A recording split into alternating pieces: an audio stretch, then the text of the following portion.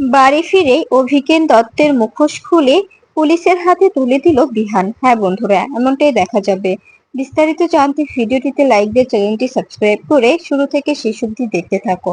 গল্পের শুরুতেই দেখা যাবে প্রান্তিকের সাহায্যে কম্পাস মুন্নার ডেরায় পৌঁছায়। সেখানে গিয়ে দেখতে পাই একটা জনপ্রাণীও নেই, সেখানে পুরোটাই ফাঁকা, একদম একদম স্তব্ধ। তখনই একটি গোঙানির শব্দ পেলে সেখানে গিয়ে দেখতে পাই সন্তুকে হাত পা বেঁধে সেখানে ফেলে রাখা হয়েছে। এটা দেখে অবাক হয়ে যায় কম্পাস। এরপরেই হাত পা খুলে মুখ খুলে দেখা যাবে সন্তু বলছে, আমি আমি দাদা, আমি বুঝতে পারিনি ওরা আমাকে ফাঁদে ফেলার চেষ্টা করছে। ওরা ওরা আগে থেকে জানতো আমি তোমার লোক, আমি তোমার লোক। এ দলে এসেছি শুধুমাত্র খবর নেওয়ার জন্য। ওরা ওরা আমাকে এভাবে বোকা বানালো। তখন এ কথা শুনে অবাক হয়ে যায় প্রান্তিক। প্রান্তিক বলতে থাকে, চিন্তা করিস না, আমরা অবশ্যই সবকিছু সবকিছু ঠিকঠাক করে নেব। এরপরে কম্পাস কাটতে থাকে আর বলতে থাকে, এবারেও আমি বিহান স্যারকে ফিরিয়ে নিয়ে যেতে পারবো না। আমি বাড়িতে গিয়ে কি জবাব দেব? সবাই তো আমাকে আমাকে বলবে, কম্পাস তুই না বলেছিলি যে তুই বিহানকে ফিরিয়ে আনবি?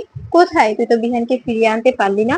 আমি তবে সবার সামনে কিভাবে দাঁড়াবো? সবার সামনে কিভাবে নিজের মুখ দেখাবো? তখনই প্রান্তিক বলছে, চিন্তা করিস না, চিন্তা করো না কম্পাস, একদম চিন্তা করবে না। আমি আমি তোমাকে কথা দিয়েছি যে আমি বিহানকে তোমার কাছে ফিরিয়ে দেব। আজ ভোরের আলো ফোটার আগে যে করে হোক বিহানকে আমি খুঁজে বের করে তোমার কাছে পৌঁছে দেব। তখনই কম্পাস বলছে, আর তুমি তুমি পারবে তো প্রান্তিক? অবশ্যই বলো আমাকে, যদি তুমি না পারো তখন কি হবে? আমি বাড়িতে গিয়ে ঠিকই জবাব দেব। সবাই তো বলবে যে আমি আমি তো বিহানকে খুঁজতে বেরিয়েছিলাম, কিন্তু কিন্তু বিহানকে ছাড়া আমি কি করে বাড়ি ফিরলাম?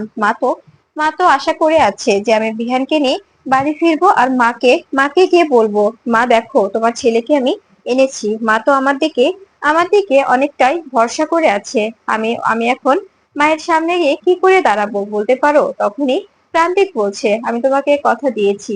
প্রান্তিক প্রান্তিক সহজে কথা দেয় না, আর যদি কথা দিয়ে ফেলে সে কথাটা রাখার চেষ্টা করে প্রান্তিক। তখনই এ কথা শুনে দেখা যাবে কম্পাস বলতে থাকে, তুমি আমাকে কথা দিয়েছো, কিন্তু কথাটা যেন মাথায় থাকে, কথাটা যেন একদম ভুলে যেও না। তখনই প্রান্তিক বলবে, হ্যাঁ বলেছি তো কথা দিয়েছি, তবে এত এত কথা বলার কি আছে? এখন আমাদের আমাদের যেতে হবে। এর আগের বার প্রথমবার যেহেতু বিহান চৌধুরীর লোকেশন আমরা ট্র্যাক করতে পেরেছি, তবে এবারও কোনো না কোনো ভাবে আমরা অবশ্যই ওনার লোকেশন ট্র্যাক করতে পারবো। মুন্না মুন্না অলরেডি পুলিশের নজরে পড়ে গেছে। ও একটি ট্রাক পাচার করতে গিয়েছিল, সেখানে সেখানে পুলিশের কাছে ধরা খায়। ওর টিমের সবাই ধরা পড়েছে। ও ও ভাগ্যক্রমে কোনোভাবে ওখান থেকে পালিয়ে বেরিয়ে আসে, তার কারণে ওকে আর ধরা হয়নি। এ কথা শুনে অবাক হয়ে যায় কম্পাস। কম্পাস বলতে থাকে, সত্যি বলছেন আপনি? কোনোভাবে কোনোভাবে হারিয়ে যাবে না তো? আমি আমার বিহান স্যারকে খুঁজে পাবো তো? তখনই এ কথা শুনে দেখা যাবে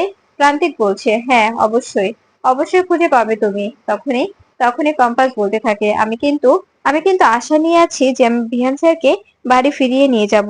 সবাই কিন্তু আমার অপেক্ষাতেই বসে আছে। যদি না পারেন তবে আগে থেকেই বলে দেওয়া ভালো। তখনই কথা শুনে প্রান্তিক বলবে, আমি তোমাকে কথা বলতে বারণ করেছি কম্পাস, বেশি কথা বলা আমি পছন্দ করি না।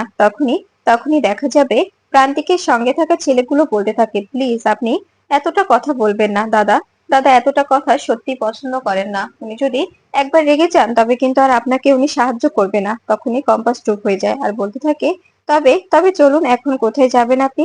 আপনি আমাকে যেখানে নিয়ে যাবেন আমি সেখানেই যাব। শুধুমাত্র একটাই একটাই চাওয়া, আমার বিহান স্যারকে আমার কাছে ফিরিয়ে দিন। এই বলে কম্পাস প্রান্তিকের সঙ্গে যেতে থাকে। এরপরে দেখা যাবে প্রান্তিকের বন্ধুরা বলতে থাকে, দাদা কিভাবে কিভাবে তুমি লোকটাকে খুঁজে বের করবে? আমাদের কাছে তো কোনো ইনফরমেশন নেই, ও কোথায় আছে কি করছে আমরা তো কেউ কিচ্ছু জানি না। তবে কি করে আমরা খুঁজে বের করব? কিছু কি চিন্তা করেছো? তখনই এ কথা শুনে দেখা যাবে প্রান্তিক বলছে, আমি আমি খুঁজে বের করব, তোদেরকে বলেছি তো এতটা কথা বলিস না, এতটা কথা বলা আমি পছন্দ করি না। এরপরে দেখা যাবে প্রান্তিক আবার কাউকে একটা ফোন করে, আর তখনই ওপাশ থেকে বলতে থাকে, হ্যাঁ দাদা, আমরা একদম রেডি আছি। তখনই এ কথা শুনে দেখা যাবে প্রান্তিক বলতে থাকে, চিন্তা করিস না, আমি আমি আসছি, আমার সঙ্গে আরো অনেকেই আছে, একদম ভাববি না। আমরা আমরা সময় মতো সেখানে পৌঁছে যাব, তোরা কিন্তু রেডি থাকিস। এরপরে দেখা যাবে কম্পাস বলতে থাকে, আপনি কি অন্য কাউকে ফিট করে রেখেছিলেন? তখনই প্রান্তিক বলতে থাকে, হ্যাঁ, আমার আমার কোথায় কোথায় লোক আছে আমি নিজেও জানি না। কোথায় কোথায় আমার আমার পাঠানো লোকজন লোকজন বসে আছে আমি সত্যি নিজেও বলতে পারি না। যখন আমার কাজের দরকার হয় তখন হয়তোবা মনে পড়ে তাকে ফোন দিই। তাই তুমি চিন্তা করো না, আমি তোমাকে যখন একবার কথা দিয়েছি যে আমি বিধান চৌধুরীকে ফিরিয়ে দেব, তবে অবশ্যই ফিরিয়ে দেব, এটা এটা নিশ্চিন্তে থাকতে পারো তুমি। তখনই কম্পাস বলতে থাকে, ঠিক আছে, তবে আমি আপনার কথায় নিশ্চিত হচ্ছি। এরপরে এরপরে দেখা যাবে কম্পাস কম্পাস প্রান্তিক ও প্রান্তিকের দুটো বন্ধু চারজনে মিলে একটি জায়গায় আসে। সেখানে এসে দেখতে পায় একটি সুন্দর বাড়ি, এই যেটাকে বলে একটি সুন্দর পরিপাটি বাংলো। এটা দেখে কম্পাস অবাক হয়ে যায়। কম্পাস বলতে থাকে, এখানে কেন নিয়ে এলে? এখানে কি? তখনই দেখা যাবে প্রান্তিক বলতে থাকে, বলেছি না একদম কথা বলবে না, বেশি কথা বলা আমি পছন্দ করি না। যেখানে নিয়ে যাচ্ছি সেখানে চুপচাপ চলো। তখনই কম্পাস বলবে, আচ্ছা, কোনো বিপদ হবে না তো? তখনই কম্পাস বলে উঠবে, প্রান্তিক বলবে, না, তোমাকে আমি বিপদে ফেলার জন্য এখানে নিয়ে আসিনি। এটা এটা তুমি আমার উপর বিশ্বাস রাখতে পারো। তখনই কম্পাস বলবে, বিশ্বাস আছে বলেই তো আপনার সঙ্গে এসেছি, তাই না? বিশ্বাস না থাকলে কি আর আসতাম? তখনই এ কথা শুনে দেখা যাবে প্রান্তিক বলতে থাকে, সেটাই সেটাই মাথায় রেখে কাজ করো, বেশি কথা বলো না। এরপরে দেখা যাবে তিনজনেই ভয়ে ভয়ে সবাই মিলে একসঙ্গে ভেতরে ঢুকতে থাকে। এদিকে এদিকে দেখা যাবে বিহানকে সেই ডেরাতে রাখা হয়েছে। মুন্নারা বিহানকে বারবার বোঝাচ্ছে যে তোর বউ প্রান্তিকের সঙ্গে সম্পর্ক করছে, তুই তোর বউকে ভুলে যা। এটা কোনোভাবে বিশ্বাস করে না বিহান। বিহান বলতে থাকে, আমার কম্পাস কখনো এমনটা করতে পারে না। কম্পাসকে আমি খুব ভালো করে চিনি, আমি কম্পাসকে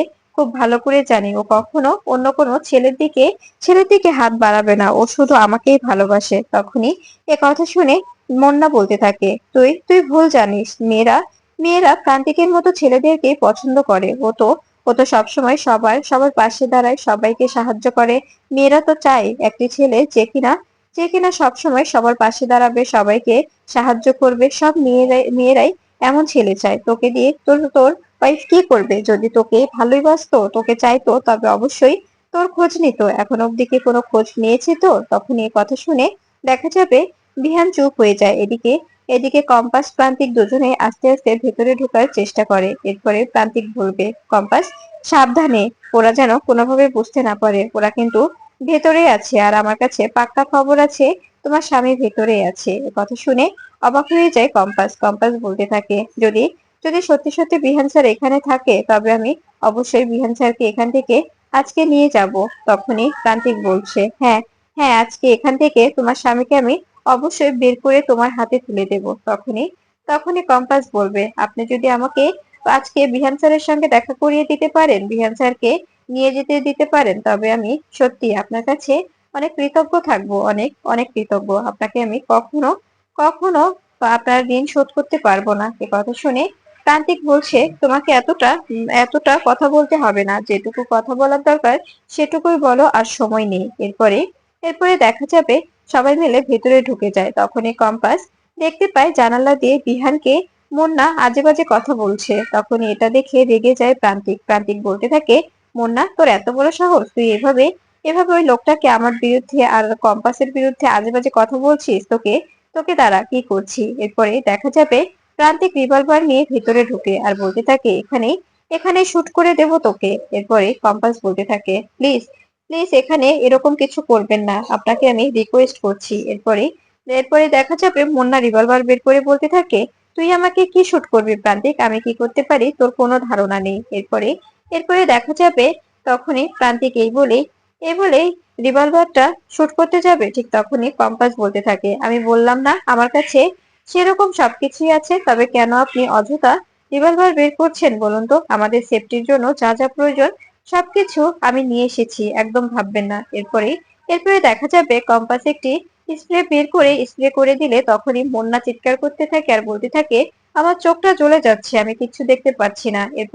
এরপরে দেখা যাবে বিহানকে তাড়াহুড়ো করে ছাড়িয়ে নেয় কম্পাস। প্রান্তিক, কম্পাস সবাই মিলে বিহানকে নিয়ে সেখান থেকে বেরিয়ে আসে। এদিকে মুন্না ও তার ছেলে পেলে সবাই সবাই মেঝেতে পড়ে গড়াগড়ি খায় আর চিৎকার করতে থাকে আর বলতে থাকে, আমার চোখ গেল, আমার চোখ গেল। এরপরে দেখা যাবে বিহানকে নিয়ে প্রান্তিক সেখান থেকে বেরিয়ে যায়। প্রান্তিক সেখান থেকে বিহান ও কম্পাসকে নিয়ে বেরিয়ে আসলে তখনই কম্পাস প্রান্তিককে বলতে থাকে, থ্যাংক ইউ, আমি আপনার কাছে সত্যি কৃতজ্ঞ। আজকে যদি আপনি না থাকতেন, আমি কিছুতেই আমার বিহান স্যারকে এখান থেকে বের করতে পারতাম না। তখনই কম্পাসকে প্রান্তিক বলছে, তোমাকে এতটা ভাবতে হবে না, এতটা ভাবার কিছুই হয়নি। তুমি এক্ষুনি এক্ষুনি ওনাকে নিয়ে এখান থেকে বেরিয়ে যাও, তা না হলে কিন্তু ওরা যদি আবার চলে আসে তবে কিন্তু বিপদ হয়ে যেতে পারে। তখনই এ কথা শুনে কম্পাস বলতে থাকে, বিহান স্যার, আমাদের এক্ষুনি বাড়ি যেতে হবে, বাড়িতে সবাই আপনার জন্য অপেক্ষা করছে। তখন এই কথা শুনে দেখা যাবে বিহান কম্পাসকে জড়িয়ে ধরে আর বলতে থাকে, কম্পাস, তুমি এসেছো, আমি জানতাম তুমি অবশ্যই আসবে। তুমি তুমি অবশ্যই আমাকে আমাকে বাঁচাতে আসবে। তুমি আমাকে কখনো কখনো ছেড়ে যেতে পারো না। আর আমাকে ওই ছেলেগুলো বলছিল তুমি নাকি এই ছেলেটার সঙ্গে নতুন করে সম্পর্কে জড়িয়েছো, তাই তো আমাকে তোমরা খোঁজার মতো কোনো হেলদোলই খাচ্ছ না। তখন এই কথা শুনে দেখা যাবে কম্পাস বলছে, ছি, ওরা এতটা জঘন্য হতে পারে আমি ভাবতেই পারিনি। এতটা এতটা আজে বাজে কথা বলেছে আপনাকে। তখনই এ কথা শুনে দেখা যাবে বিহান বলতে থাকে, হ্যাঁ জানো কম্পাস, আমার থেকে অনেক কিছু লিখে নিয়েছে, আমার অনেক সম্পত্তি লিখে নিয়েছে, হয়তোবা বাড়িতে এতক্ষণে সেগুলো পৌঁছে গেছে। এ কথা শুনে অবাক হয়ে যায় কম্পাস। কম্পাস বলতে থাকে, আমি তো এ ব্যাপারে কিছু জানি না, আমাকে তো জানানো হয়নি। দাঁড়াও, বাড়িতে গিয়ে আমি জানার চেষ্টা করছি। এরপরে দেখা যাবে তখন তখন বিহান বলতে থাকে, মায়ের কি অবস্থা কম্পাস, মা এখন কেমন? তখনই কম্পাস বলতে থাকে, মা মা বর্তমান সুস্থ আছে, আপনি আপনি একদম ভাববেন না। কিন্তু কিন্তু মায়ের শরীরটা বেশি একটা ভালো নয়। মা সারাক্ষণ আপনাকে ভেবে চিৎকার করে কাঁদছে, খাওয়া দাওয়া করছে না, সবকিছু বলতে গেলে বন্ধ। তখন এই কথা শুনে বিহান রেগে যায়। বিহান বলতে থাকে, বাড়িতে যাই, বাড়িতে গিয়ে মাকে আমি দেখাবো মজা। আমি বারবার বলেছি, কখনো কখনো তুমি তুমি নিজের শরীরকে কষ্ট দেবে না। আমি যদি নাও থাকি, সবসময় নিজে খাওয়া দাওয়া ঠিকভাবে করবে, সবসময় স্ট্রং থাকবে। তুমি যদি ভেঙে পড়ো তবে শত্রুপক্ষ আরো আরো সুন্দর করে আমাদের সঙ্গে লড়াই করতে সক্ষম হবে। কিন্তু মা মা কিছুতেই বুঝতে পারে না। এ কথা শুনে কম্পাস বলতে থাকে, এটা আমি কি করে বোঝাই বলুন? আমি তো বারবার বারবার বুঝিয়েছি মা, তুমি এরকম করলে আমরা কি করে লড়াই করব, কিন্তু মা কিছুতেই শুনছে না। এ কথা শুনে বিহান বলতে থাকে, কম্পাস চলো, এবার আমাদের বাড়ি ফিরতে হবে। এরপরে বাড়িতে এসেই দেখা যায় বিহান ঋতুজাকে সবকিছু বলে দেয়। তখনই ঋতুজা পুলিশ ফোর্স নিয়ে অভিজ্ঞান দত্তের বাড়ি আসে। সেখানে এসে দেখা যায় অভিজ্ঞান দত্তকে পুলিশের হাতে তুলে দেয় বিহান, আর সমস্ত প্রমাণও তুলে দেয়। তখনই অভিজ্ঞান দত্ত বলতে থাকে, এসব কি হচ্ছে বিহান, এসবের মানে কি? তখনই মোনালিসা বলতে থাকে, বিহান, তুমি আমার দাদুর সঙ্গে এরকম ব্যবহার করতে পারো না, তোমার কোনো রাইট নেই। তখনই মোনালিসাকে বিহান বলতে থাকে, আচ্ছা মোনালিসা, তুমি না আমাকে ভালোবাসো, জানো তোমার দাদু কি করেছে? তোমার দাদু আমাকে কিডন্যাপ করেছিল, আমাকে কিডন্যাপ করে উনি আটকে রেখেছিল। তোমার দাদু আমার সঙ্গে কতটা নোংরা জঘন্য কাজ করেছে তোমার কোনো ধারণা আছে? এ কথা শুনে দেখা যাবে মোনালিসা চুপ করে থাকে। তখনই বিহান বলতে থাকে, তার মানে তুমি সবটাই জানতে, তাই না? তখন এ কথা শুনে মোনালিসা চুপ হয়ে যায় আর বলতে থাকে, হ্যাঁ, আমি সবটাই জানতাম, সবকিছু। তখনই বিহান বলতে থাকে, ছি মোনালিসা, এটাই তোমার ভালোবাসা? তুমি তো বলতে তুমি আমাকে ভালোবাসো, তবে আজকে তোমার এই ভালোবাসা কোথায় গেল বলো তো? তখনই এ কথা শুনে মোনালিসা কাঁদতে থাকে আর বলতে থাকে, আমাকে আমাকে ক্ষমা করে দাও বিহান, আমি বুঝতে পারিনি। আমাকে বোঝানো হয়েছিল যে ওনারা ওনারা যাই করুক না কেন তোমাকে কোনো ক্ষতি করবে না, আর আমাকে আমার সঙ্গে তোমার বিয়ে দেবে। শুধুমাত্র কম্পাসকে তোমার জীবন থেকে সরাতে ওনারা এই চালটা চেলেছে। তখন এ কথা শুনে দেখা যায় বিহান বলতে থাকে, বাহ বাহ মোনালিসা, তাই তুমি রাজি হয়ে গেলে? তোমার দাদু এভাবে এভাবে আমাকে আমাকে তোমাদের কম্পাসের জীবন থেকে সরাতে কিডন্যাপ করে এতটা কষ্ট দিচ্ছিল, আর তুমি সেটা মুখ বুজে সহ্য করছিলে, এই তোমার ভালোবাসা? তখনই মোনালিসা বলতে থাকে, আমাকে ক্ষমা করে দাও বিহান, আমাকে ক্ষমা করে দাও। তখনই বিহান বলতে থাকে, তোমার তোমার কোনো ক্ষমা হয় না, তোমার কোনো ক্ষমা কিছুতে আমি করতে পারবো না। এ কথা শুনে মোনালিসা বলতে থাকে, আমি কি করতাম বলো? আমাকে তো দাদু বলেছিল যে তোমাকে যেন আমি কোনোভাবেই কাজ ছাড়া না করি, আর তোমার কথা যেন আমি কাউকে না বলি যে তুমি জানো। আমি জানি